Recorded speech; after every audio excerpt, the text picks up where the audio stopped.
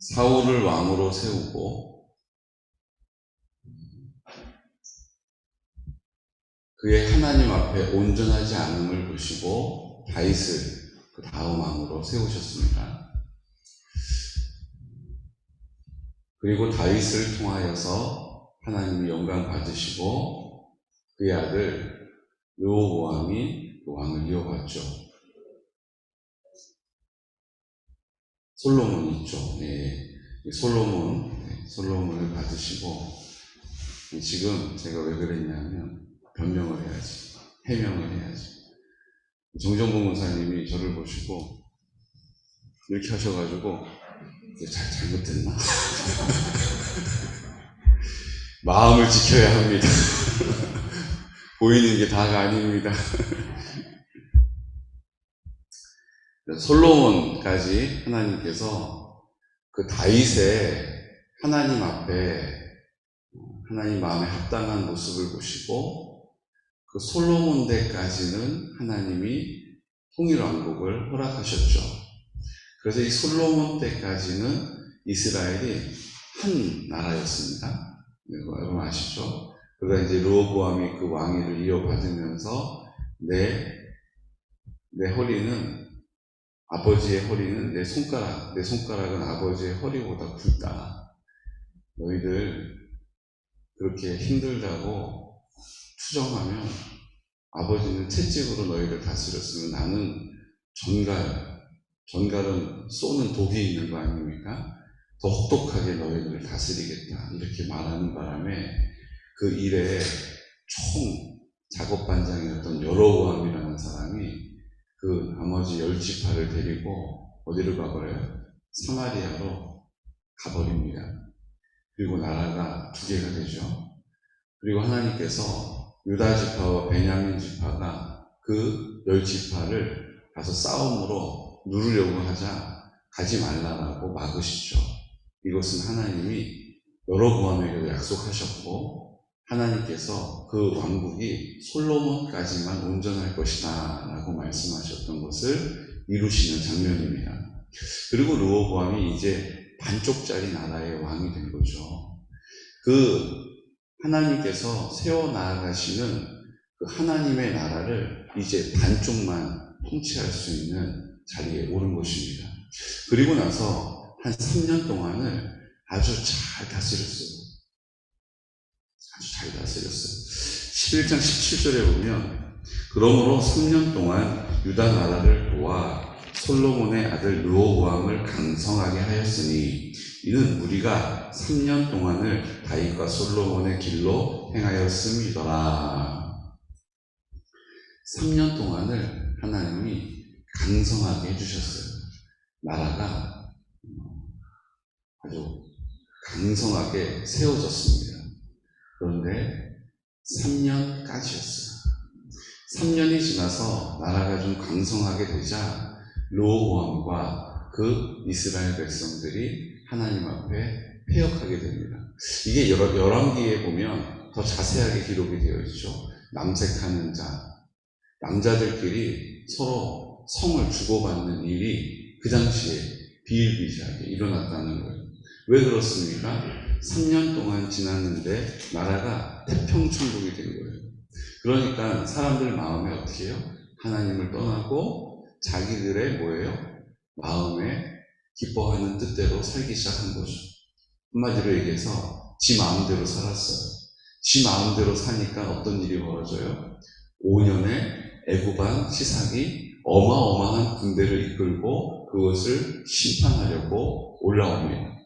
여러분, 우리가 이 땅에 사는 동안에 우리가 생각하기에 태평천국이 이루어질 수 있을까요? 없을까요? 우리가 생각하기에 태평천국이 이루어지는 모습이 보이기도 해요.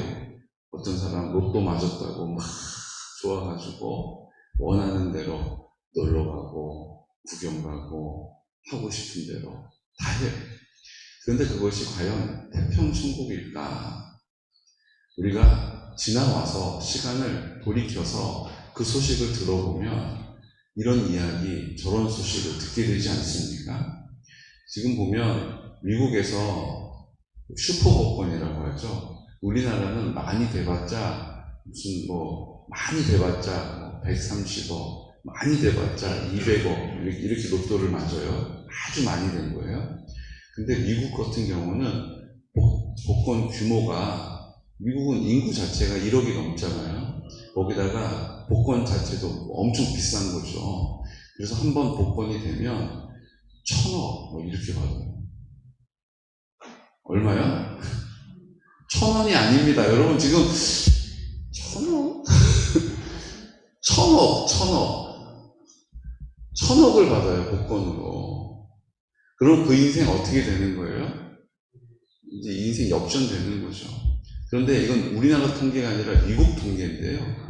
88%인가 89%가요. 그 로또 복권 맞은 사람이 파산했다는 거예요.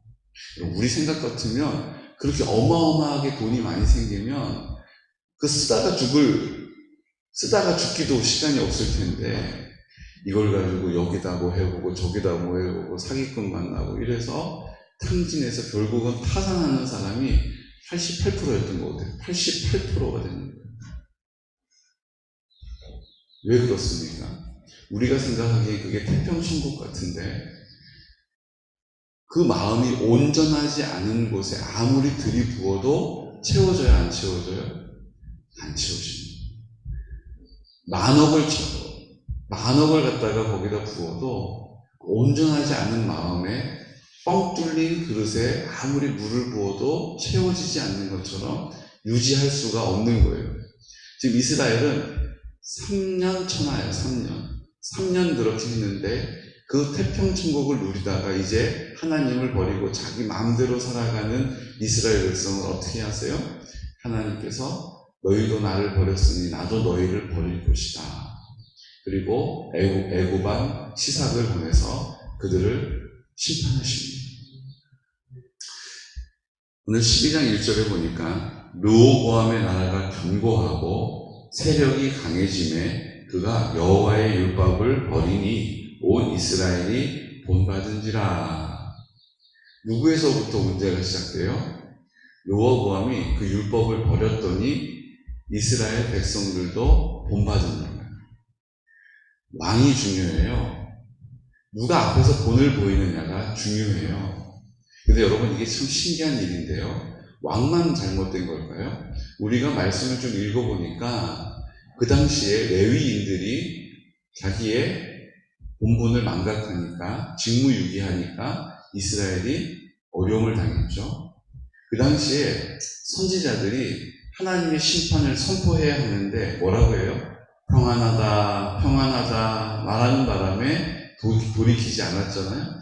결국은 왕이 온전한 왕으로, 레위인이 온전한 제사장으로, 선지자들이 온전한 선지자로 서지 않으면 나라가 망하게 되는 거예요. 지금 대한민국 땅을 보면서 여러분 뭐가 보이십니까?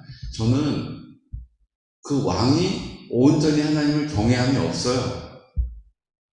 레위인들이, 제사장들이, 목사들이 하나님의 말씀을 선포하는, 하나님과 관계를 회복시키는 중간 역할을 해야 되는 목회자들이 그 겸비함이 안 보여요. 선지자로서 하나님의 나라를 선포해야 될 자리, 하나님의 나라가 선포될 것이다, 하나님의 나라가 회복될 것이다 라고 말해야 하는 평신도들의 사역자들이 이제 입을 다물고 있는 것처럼 보여요. 입을 열어 말하면 예수쟁이들, 뭔가 꿍꿍이가 있는 놈들, 앞뒤 꽉 막힌 놈들이라고 비난받는 것 더 이상 듣고 싶지 않아 하는 것 같아 보여요. 왕으로, 레위인 제사장으로, 선지자로 이 세 가지의 기름 부어 하나님이 세우시는 직분이 그 일을 감당하지 않은 결과가 결국 어떻게 돼요? 이스라엘 백성들이 그것을 본받은지라. 결국은 르호보암은요, 그 성읍을 견고하게 하고 군대를 강하게 만드는 것으로 그 태평성대를 지키려고 했어요. 그래서 율법보다 어디에 관심이 더 많아요? 그 성읍을 견고하게 하는 데에 관심이 많았던 거예요. 그 군대를 강하게 하는데 온 힘을 쏟은 거예요.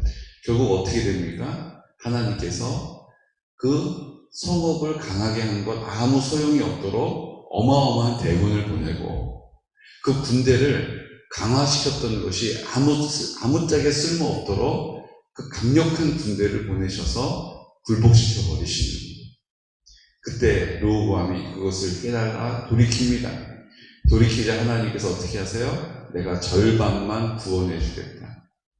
내가 맛배기만 보여주겠다. 너희들 그냥 내가 다 돌이켰더니 너무한다. 그래서 내가 절반만 내가 맛배기로 이것이 얼마나 하나님 앞에 패역한 일인지를 보여줄 것이다. 그리고 그들이 그 고통을 당합니다. 그 영화롭게 만들었었던 금방패 다 가져가 버려요. 초라하게 못방패 만들어가지고 그것도 그 노스를 다 구할 수가 없어서 어떻게 해요? 들고 행사 있을 때마다 여기 가져갔다가 저기 가져갔다가 왔다 갔다 했다라고 성경이 기록해요. 얼마나 구차하고 초라해졌는지 모릅니다.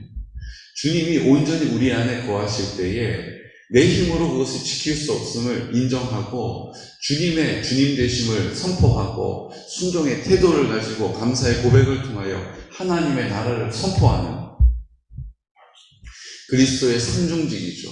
왕으로 오신 예수님, 제사장으로 오신 예수님, 선지자로 오신 예수님, 그 사명을 33년 동안 잘 감당하셨던 그 예수님의 본을 받아서 우리가 그 믿음의 길을 걸어갈 때에 주님께서 우리의 능력이 되심을 경험하게 될 줄로 믿습니다. 14절에 보니까요. 14절 함께 선포할까요? 르호보암이 악을 행하였으니 이는 그가 여호와를 구하는 마음을 굳게 하지 아니함이었더라. 우리가 왜 악에 빠집니까? 악은 무엇입니까? 하나님 인정하지 않는 것, 하나님의 사랑을 받아들이지 않고 흘려보내지 않는 것, 내가 내 삶의 주인으로 살아가는 것, 이게 죄죠.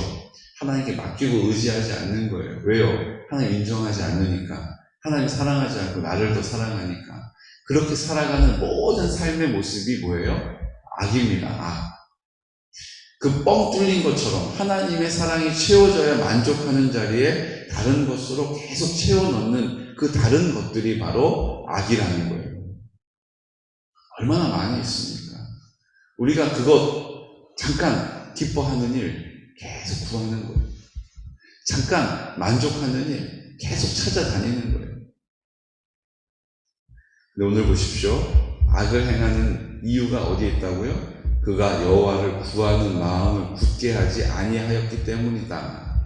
그 마음에 하나님이 주인 되심을 인정하면 오셔서 우리의 주인으로 우리를 다스리십니다. 내 마음의 주인이심을 인정하면 주님이 오셔서 우리의 마음을 어떻게 하세요? 지켜주십니다. 근데 우리가 그 마음을 잃어버리는 거예요. 마음이 우로 좌로 자꾸 갈팡질팡 하는 것입니다. 오늘 우리가 우리의 마음을 지키지 못하는 마음이 그 상황이 어떤 문제를 일으킨다고요? 계속해서 세상에 있는 것들로 내 마음을 채우려고 하는 삶의 모습을 보이게 된다는 거예요. 여러분, 우리의 마음은요, 세상에 있는 어떠한 것으로도 채워지지 않습니다. 누구를 만난다고 해결되는 게 아니에요. 내가 더 노력한다고 그것이 온전해지는 것도 아닙니다. 주님이 우리의 마음을 다스리실 때 해결되는 거예요. 주님이 우리의 마음의 전부가 되실 때 그것이 하나님의 나라로 어떻게 해요? 회복되는 것입니다. 관계가 회복되는 거예요. 우리의 건강도 하나님이 다스리시는 은혜를 경험하게 되는 것입니다. 우리가 이 굳은 믿음 안에서 르호보암이 자기의 온전한 길을 가다가 3년 동안만 그 하나님의 은혜를 입어 강성하게 되었다가 그 마음을 세상에 두고 그 마음을 하나님께로 저버릴 때 하나님께서 그것을 5년 만에 그치게 하셨어요. 우리의 인생은 하나님이 늘 함께 하시고 영원히 함께 하시는 은혜로만 채워지시기를 예수 그리스도의 이름으로 축복합니다. 오늘도 우리의 마음을 점검하시고 내 마음의 주님이 어디쯤에 계신가? 내 마음의 주님이 전부가 되어 주십시오라고 믿음으로 입을 열어 간구하는 기도하는 우리 귀하고 높은 성도들 되시기를 예수 그리스도의 이름으로 축복합니다. 아멘. 이 시간 함께 기도드릴 때 오늘 75세 이상 되신 어르신들 우리 계곡면 코로나 백신 접종이 있는 날입니다. 우리 함께 기도해 주셔서 하나님 백신을 접종 맞고 부작용도 있다고 합니다. 우리 어르신들 이 땅에 있는 모든 어르신들에게 하나님 은혜를 베풀어 주셔서 우리의 간구하는 바는 어르신들 더 이상 육신으로 고통당하는 일 없도록 하나님께서 그 육신을 붙잡아 주심을 우리 모두가 함께 알 수 있도록 예방접종하시고 어떠한 후유증도 나타나지 않도록 그의 몸과 마음을 지켜주시기를 원합니다. 우리 성결한 다음 세대를 세워주시고 특별히 우리 어르신들에게 복음을 전하는 일 이제 다음 주간에 하나님 사랑으로 꾸러미를 만들어서 그 가정을 방문하려고 합니다.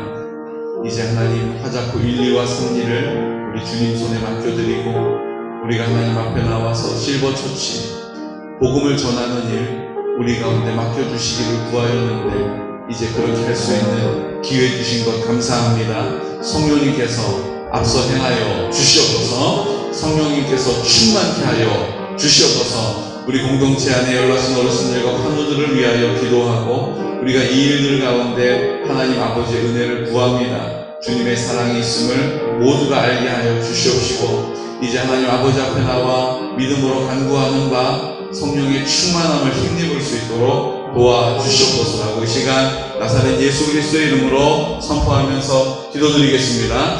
주여 주여 주여